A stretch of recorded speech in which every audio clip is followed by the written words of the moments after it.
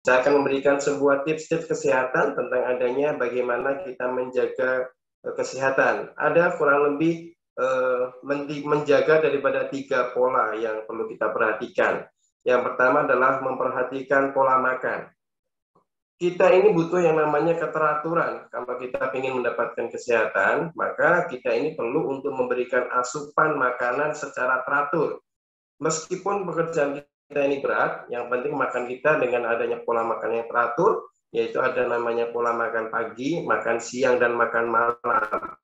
Jangan membuat pola makan pagi, kurang lebih waktunya seperti sebelum sholat subuh, seperti makan sahur, sampai dengan jam 7, kemudian makan siang setelah sholat zuhur hingga jam 1, makan malam adalah setelah sholat maghrib sampai isya, atau kurang lebih jam 7, yang sering saya menyampaikan pola makan sehat itu adalah 7-1-7. Menjaga pola makan di sini sama saja kita menjaga daripada rutinitas kinerja tubuh kita, metabolisme tubuh kita yang teratur. Meskipun pekerjaan kita ini dengan dibebani dengan banyak kegiatan, banyak aktivitas, perjalanan, dan sebagainya, apabila asupan makan kita ini tertib dengan adanya pola 7-1-7, insya Allah, ya, tubuh kita akan senantiasa sehat karena antara asupan dengan beban itu seimbang. Jangan sampai dengan adanya banyak beban, kita melupakan waktu-waktu makan kita. Ya. Dan sering-seringnya saya mendapatkan adanya pasangan suami istri ya, yang mempunyai susah keturunan, ya, mempunyai masalah-masalah kewanitaan, semuanya diawali daripada masalah-masalah tidak menjaga pola makan. Laki-laki yang terbiasa makan lewat malam, potensi adanya sperma tidak subur, adanya potensi varikokel, adanya potensi indung telur yang mengecil untuk yang perempuan, atau disebut dengan namanya adalah PCOS. Ya, kemudian adanya tidak biasa sarapan pagi atau sarapan paginya kesiangan, di atas jam 9 pagi baru sarapan gitu kan. Ini juga bisa menimbulkan adanya gangguan masalah kewanitaan, sebagai masalah kista, masalah miom, ya, masalah keputihan, ya, masalah adanya gangguan-gangguan masalah hormonal. Ini adalah disebabkan karena ketidakteraturan waktu makan. Kemudian berkaitan dengan masalah makan di sini, ya, ada yang perlu disoroti. Itu adalah dengan adanya menjaga sederhanitas atau menjaga simplitas dalam porsi makanan, ya. Sederhana atau simpel makanan ini artinya dalam satu porsi makanan ini hendaknya tidak mencampur adukan berbagai macam lauk, ya. Kalau kita sedang mengambil ayam, jangan mengambil daging. Kalau sudah mengambil ikan, jangan mengambil telur, begitu maksud saya.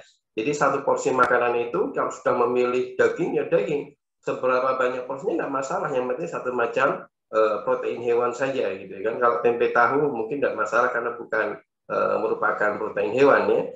Jadi saya sering melihat di sini tentang adanya makanan yang mempunyai nutrisi yang baik, tetapi karena penyajiannya bercampur-campur menjadikan efek junk food, makanan itu menjadi sampah dalam tubuh kita. Ya, nasi goreng dikasih topping sosis, sapi, dikasih bakso sapi, dikasih suiran ayam, dikasih telur, kasih udang, kasih cumi, mungkin bisa menggugah selera makan. Mungkin rasanya jadi nano-nano campur-campur, tetapi efeknya di sini menjadikan liver kita mudah bengkak karena apa yang kita orang-orang modern di sini adalah mencampurkan porsi-porsi makanan dengan berbagai macam lauk.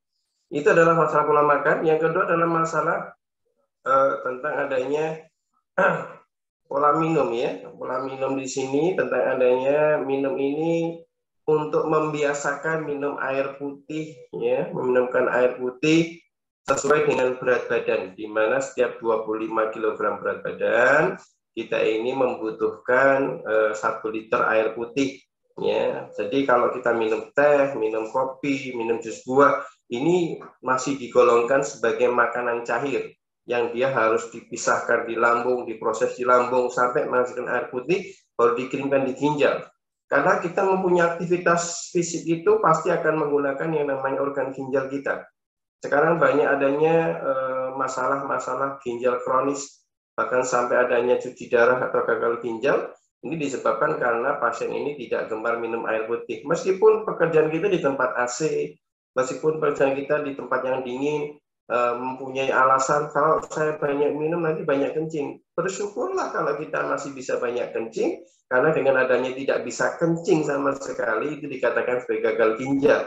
Jadi kalau kita masih banyak kencing ya tinggal kencingkan saja ya, tinggal ke toilet selesai gitu kan.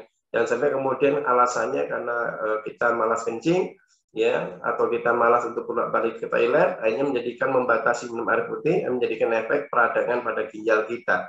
Mungkin kalau terlalu beser, silahkan nanti bisa dikonsultasikan tentang masalah kesehatan ginjal. Masalah pola tidur malam ya, tidur malam.